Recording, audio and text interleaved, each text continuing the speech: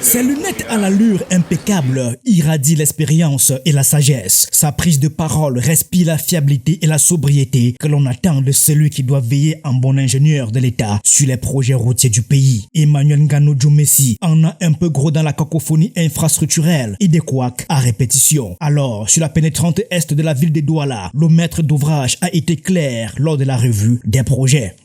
L'entreprise Magil, je viens de lui demander de me produire un calendrier de mobilisation assorti des ressources déjà obtenues.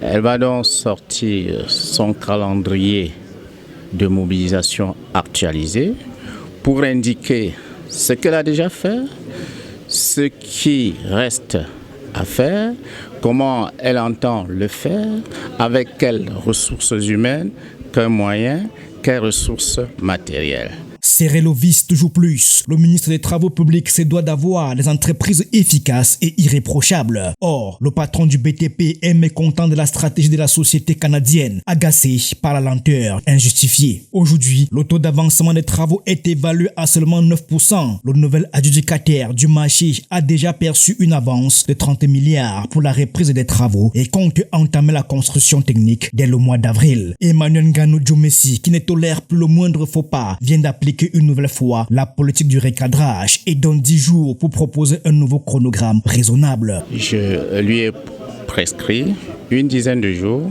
pour me produire ce calendrier des travaux. Non, auquel cas j'évaluerai ces insuffisances, ce que je ne souhaite pas faire 21 jours plus tard pour en tirer les conséquences de droit. Une phrase qui sonne comme une menace, une remontrance qui ne doit rien au hasard, car la phase 2 du projet d'aménagement de l'entrée est de Douala va connaître une nouvelle configuration. Il s'agit d'aménager 27 km de chaussée au départ et 27 km de chaussée au retour, dans 54 km de route, avec un certain nombre d'ouvrages, de passages inférieurs et inférieurs, et puis des points de raccordement, des espaces verts.